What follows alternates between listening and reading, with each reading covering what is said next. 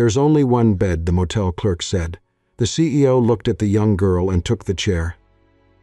"There's only one bed left." The motel clerk said it like an apology, but Lily Brooks heard it like a warning. Outside, Colorado had disappeared beneath a wall of snow. Wind slammed against the windows of the little roadside motel, rattling the glass hard enough to make the neon vacancy sign flicker like it was reconsidering its life choices. Lily stood at the counter with wet hair, frozen fingers, and a backpack that held almost everything she owned. Behind her, a man in a dark overcoat brushed snow from his shoulders. He was tall, quiet, expensive-looking in a way that made Lily immediately distrust him. The motel clerk, Martha Green, sighed and pushed her glasses up her nose. "Highways closed both directions," Martha said. "Tow trucks are backed up. State troopers are yelling at everybody, and I've got one room left, one queen bed, no sofa." Lily's stomach tightened. "I'll sleep in my car." Martha looked out the window at Lily's small sedan, already half buried in snow. "Honey, that car looks like a sad cupcake." "I'll be fine." "No, you'll be frozen. There's a difference." The man behind her spoke for the first time. "She can have the room." His voice was calm, low, controlled, the kind of voice people used when they were accustomed to being listened to. Lily turned. "I didn't ask you."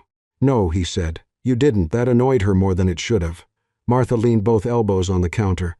"Look, I'm too old, too tired, and too underpaid by myself to referee a snowstorm romance or a homicide. So here are the options. You share the room, or one of you freezes in a vehicle. And if you two plan on killing each other, don't do it on the new sheets." Lily stared at her. Martha shrugged. "They're Egyptian cotton, allegedly." The box said luxury. "I have doubts." The man almost smiled. Lily did not. She had been driving for 9 hours, leaving behind a town, a broken engagement, and a version of herself who had spent too long apologizing for taking up space. She had promised herself she would never again ignore the small alarm bell inside her chest. And right now, that bell was ringing. A room with a stranger, a man, one bed. "No," she said. "Absolutely not." The man stepped back slightly, creating more distance between them. "I understand." That caught her off guard. Most men she had known did not understand the word no the first time. They treated it like a negotiation, a mood, a locked door they could open if they smiled long enough. But this man only nodded. Martha watched them both, then slid a key card across the counter. "Room 12. Heat works if you kick the unit gently. Don't kick it hard, it has emotional issues." Lily didn't move. The man picked up the key card and handed it to her, not touching her fingers. "You take it. And you?" "I'll ask if there's a chair in the lobby." Martha snorted. "There is. It squeaks like a haunted duck." He looked at Lily. "Then I'll take the haunted duck." Something in his seriousness almost made her laugh. Almost. But the wind howled again, and the lights flickered. Martha's expression softened. "Sweetheart," she said to Lily, "you don't have to trust him, but you do have to survive the night." Lily hated that those were not the same thing. 10 minutes later, she stood inside room 12, gripping her backpack strap like a weapon. The room was small and tired, with beige walls, a humming heater, one queen bed, one nightstand, one bathroom, and one wooden chair by the window. The man entered last and left the door open until Lily stepped farther inside. Then he closed it slowly, as if every movement needed her permission. "I'm Ethan," he said. "Lily, no last names." That felt safer. Ethan looked around the room once. He removed his coat, folded it neatly, and placed it over the back of the wooden chair. Then he took the extra pillow from the bed, set it on the chair, and dragged the chair toward the window. Lily stared at him. "What are you doing?" "Sleeping." "On that?" He glanced at the chair. "I've seen worse." The chair gave a small wooden creak, as if insulted by the comparison. Lily crossed her arms. "You don't have to perform, gentlemen. I'm not performing. You expect me to believe you're fine sleeping upright in a motel chair during a blizzard?" "No," he said. "I expect you to take the bed."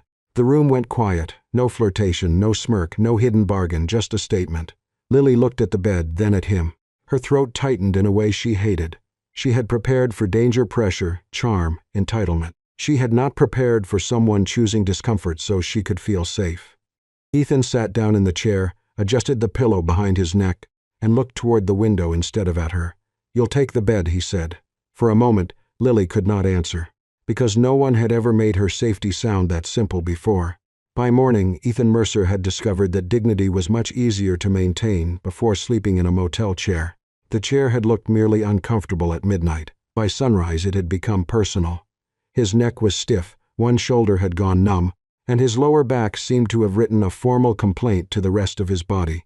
He woke with his arms folded, his chin tilted at an unnatural angle, and the grim expression of a man who had lost an argument with furniture. Lily was already awake, sitting on the edge of the bed with both hands wrapped around a paper cup of Motel coffee. She had not slept much at first. She had watched him, not in a romantic way, not at first, more like someone guarding a door from the inside. But Ethan had done nothing. He had not looked at her while she changed in the bathroom. He had not asked why she was alone on a mountain highway in a storm. He had not turned kindness into a debt. He had simply sat in that awful chair, facing the window, letting the room become safe one quiet minute at a time. When he finally tried to stand, his body resisted. Lily bit the inside of her cheek. "Don't laugh," he said without looking at her. "I'm not. You're spiritually laughing, a little." He took one step and winced. A knock came at the door before either of them could move. Martha stood outside with a tray of coffee, 2 muffins, and the deeply entertained expression of a woman who had lived long enough to enjoy other people's discomfort. She looked Ethan up and down. "Worth it?" Ethan placed one hand against the doorframe. "Ask my spine." Martha nodded solemnly. "The chair claims another victim." The snow had not stopped. By noon, the highway remained closed. By evening, the state troopers announced another night of delay. Cars sat buried in the parking lot like abandoned thoughts. The motel lobby became a temporary village of stranded travelers. Families with cranky children, truckers playing cards, one honeymooning couple who had already started arguing about windshield wipers.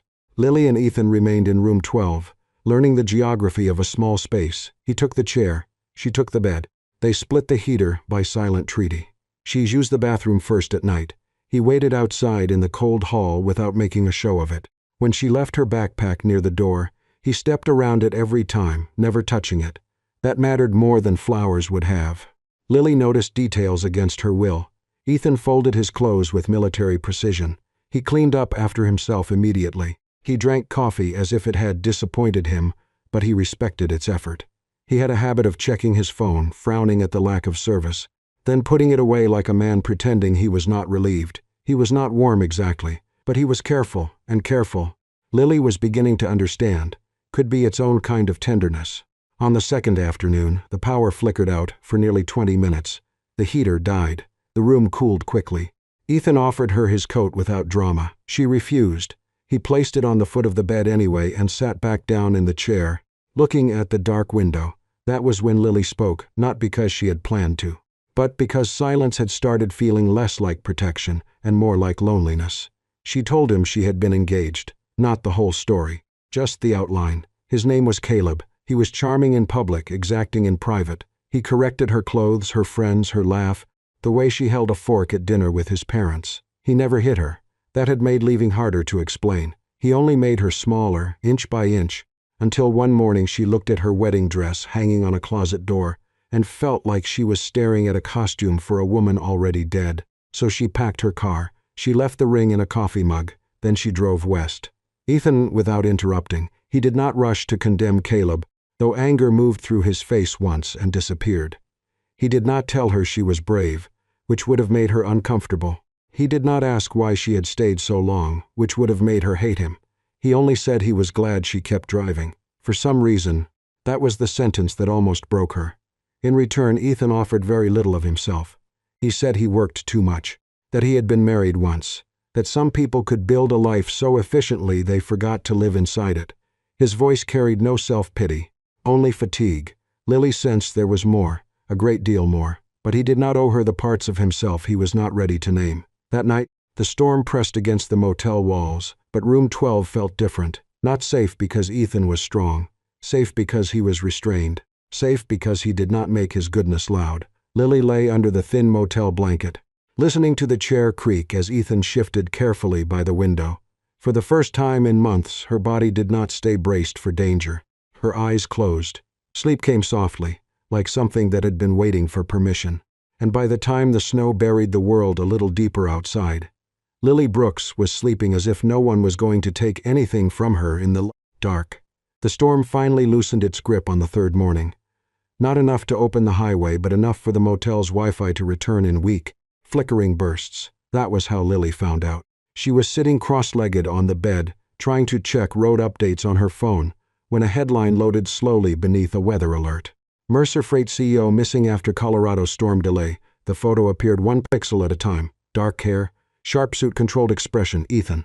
Not motel chair Ethan. Not quiet stranger with bad coffee Ethan Mercer, CEO of Mercer Freight and Logistics. Lily stared at the screen as cold moved through her chest. She clicked another article, then another. Billionaire executive, high-profile divorce. Corporate expansion, Senate hearings, labor disputes, photos of him beside governors, investors, and a woman in a silver dress whose beauty looked expensive and exhausted. Lily looked across the room. Ethan stood near the window, checking the parking lot as if he were still just a stranded traveler waiting for the snowplow. "You're famous," she said. He turned. The silence that followed answered before he did. Lily held up the phone. "You're not just some guy stuck in a storm." "No," Ethan said quietly. "I'm not." The honesty came too late. That was what hurt. Lily stood from the bed, suddenly aware of the small room, the single bed, the 2 nights of trust carefully built in the dark. It all seemed different under the pale light of discovery.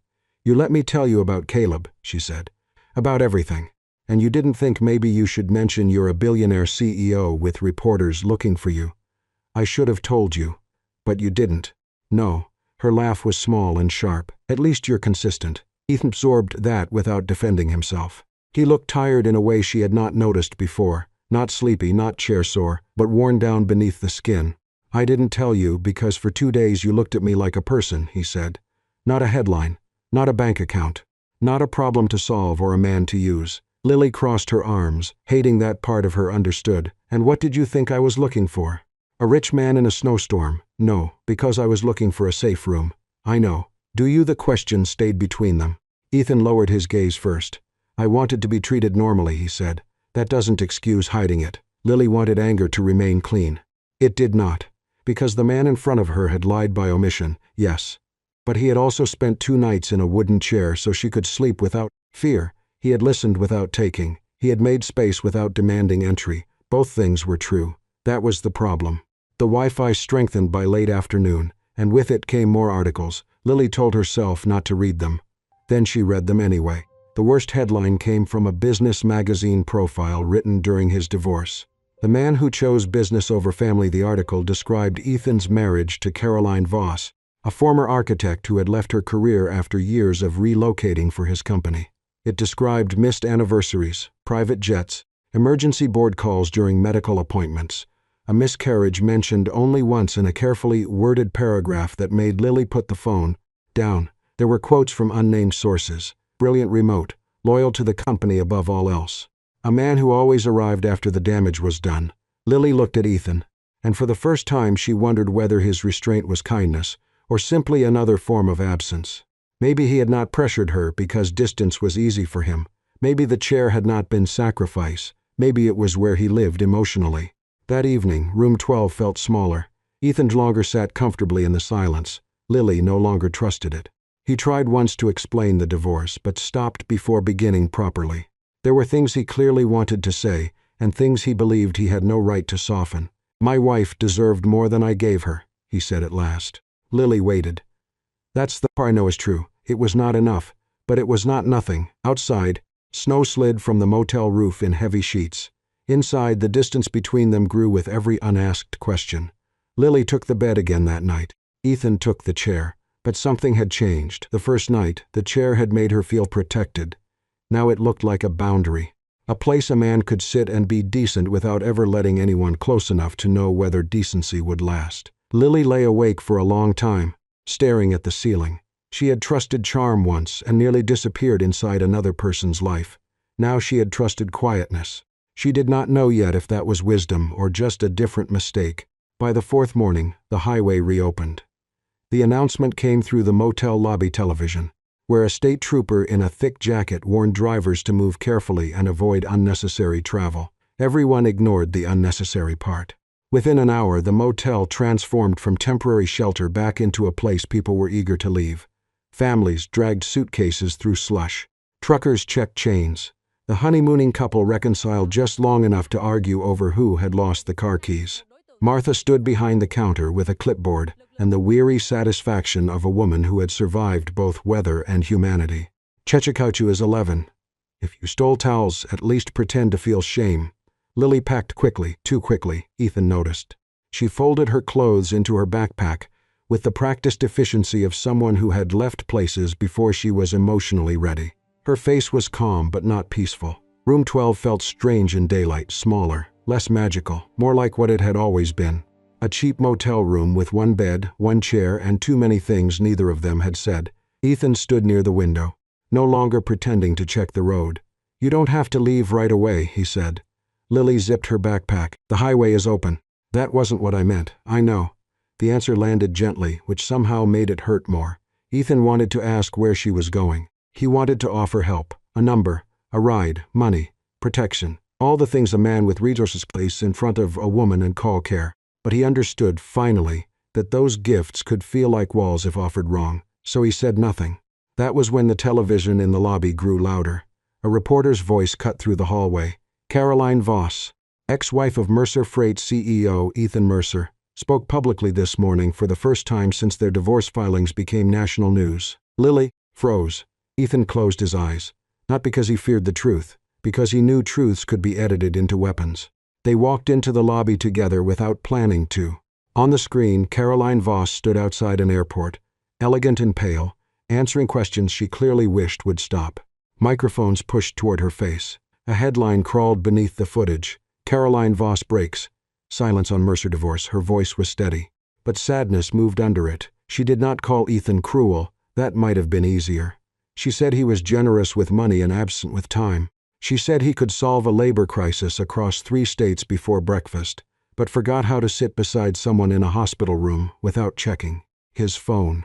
She said loneliness inside a marriage could feel more humiliating than loneliness outside it. Then came the line that hollowed out the lobby. "I don't think Ethan meant to abandon me," Caroline said. "I think he just loved being needed by the world more than he loved being known at home." The room went silent. Even Martha stopped pretending to wipe the counter. Ethan did not move. Lily looked at him, and everything she had feared returned with new shape. Caleb had wanted to control every inch of her life. Ethan had not controlled her, but absence could also erase a person. A man could be gentle in a motel room and still devastating in a life. The online commentary began almost immediately. People in the lobby refreshed their phones. Clips spread. Headlines sharpened. Billionaire CEO's ex-wife reveals emotional abandonment. Was Ethan Mercer a better boss than husband?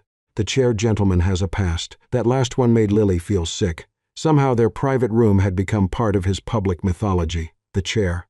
The storm. The mysterious woman. People were already turning decency into content. Ethan stepped away from the television. Lily followed him only as far as the hallway. "I should have told you more," he said. "Yes, I didn't want to drag you into this. But I'm in it now." He looked at her then, and she saw something raw beneath the controlled surface. Not the CEO. Not the headline. Just a man watching something fragile collapse because he had mistaken silence for protection. "I failed Caroline," he said.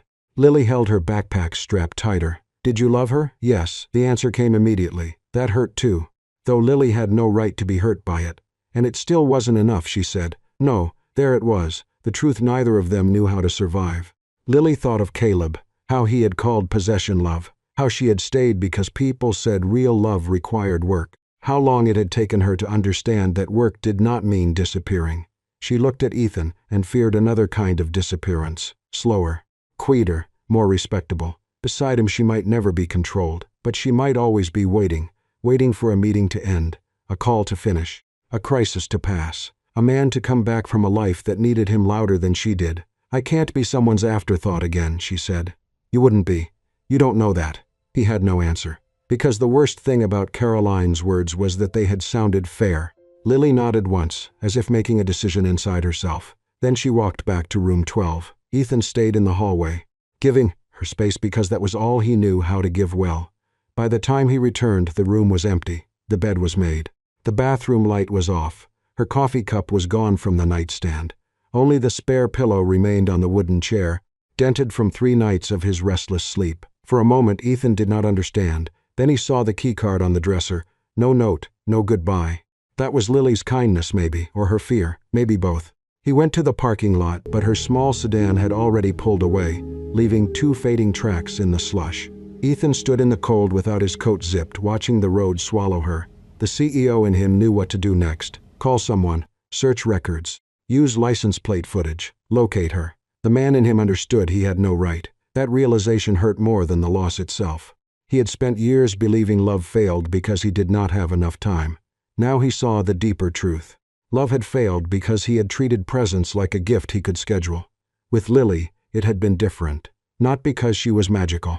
Not because 3 snowbound nights could erase a lifetime of mistakes. But because beside her, sitting in that terrible chair, he had not been powerful. He had not been useful. He had not been needed by thousands of employees, investors, and executives. He had simply been a man trying not to make a frightened woman more afraid, and somehow, that had felt closer to peace than any boardroom victory he had ever won. Martha found him still standing there 10 minutes later. "She left," she said unnecessarily. Ethan nodded. Martha softened. "You going after her?" He looked toward the road. Every instinct said yes. Every lesson from the last 3 days said no. "Not like this," he answered. Martha studied him for a moment, then gave a small approving grunt. "Well," she said, "that's either growth or hypothermia." Ethan almost smiled. But when he returned to room 12 to collect his things, the room no longer felt like shelter. It felt like evidence, a bed she had finally slept in, a chair he had chosen, a silence he had mistaken for honesty. And outside, somewhere beyond the thawing highway, Lily Brooks disappeared from his life before he could learn how to stay in hers. 3 months later, Ethan saw Lily again in a community center cafeteria in Denver. He almost missed her, not because she looked different, but because she looked more like herself. Her hair was tied back, her sleeves were rolled up. She stood beside a folding table stacked with donated coats, helping an elderly woman choose one with a working zipper. There was no fear in her posture, not gone completely maybe, but no longer driving. Ethan had come to the center for a Mercer Freight volunteer partnership. Since the divorce interview, he had stepped back from daily operations, delegated more, and started doing the one thing he had once considered inefficient. Showing up, not for cameras, not for crisis, just showing up. Lily noticed him across the room. For a moment neither moved. Then she gave a small smile. Not an invitation, not a rejection, a beginning. They spoke outside near the entrance, where children were drawing chalk suns on the sidewalk despite the cold. Ethan did not ask why she left. Lily told him anyway. Caleb had not been a monster in the obvious ways. He bought flowers, opened doors, remembered birthdays.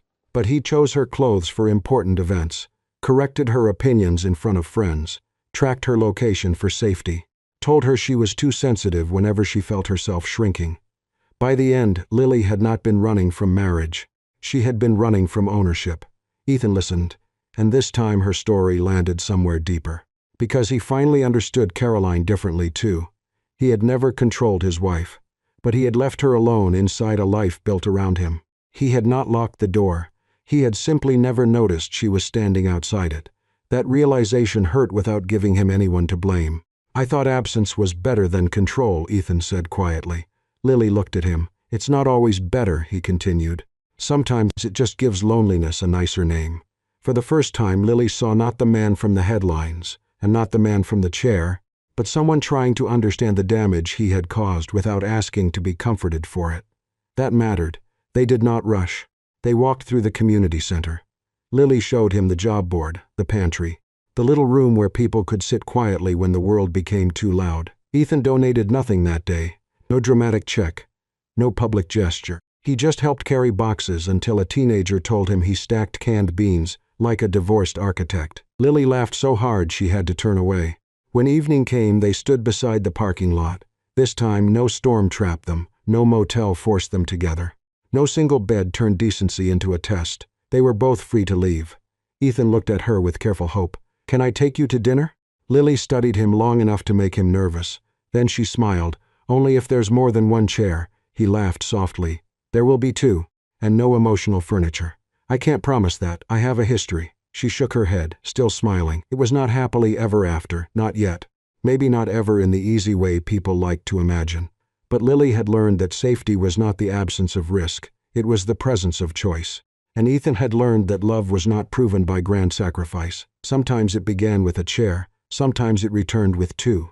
As they walked toward the small diner across the street, Ethan did not reach for her hand. Not until Lily reached first. And when she did, he held it gently, as if trust were not something to claim, but something to be invited into. "Before you go, let me leave you with one question. If you had been Lily that night in the motel, would you have trusted Ethan? Or would you have walked away the moment you learned who he really was?" Because sometimes the people who hurt us are easy to recognize. They're loud, controlling, demanding. But sometimes the deeper wounds come from people who never meant to hurt us at all. People who are kind yet absent, loving yet unavailable. Present in our lives, but never truly with us. And maybe that's what this story is really about. It's about the difference between feeling protected and feeling possessed. Between being needed and being loved. Between having someone in your life and having someone who is truly present. Ethan learned that money could buy comfort, but it couldn't buy connection. Lily learned that not every closed door is rejection. Sometimes it's the beginning of freedom. And both of them discovered something many of us spend years trying to understand. Real love doesn't ask you to become smaller. It gives you room to remain yourself. Now, I'd love to hear your thoughts. Do you think Lily was right to leave without saying goodbye? Share your perspective in the comments below. And if stories about love, healing make us humans speak to your heart, don't forget to subscribe to Soul Stirring Stories and join us for the next journey. Until next time, take care of your heart. And remember, the right person won't make you choose between feeling safe and feeling free.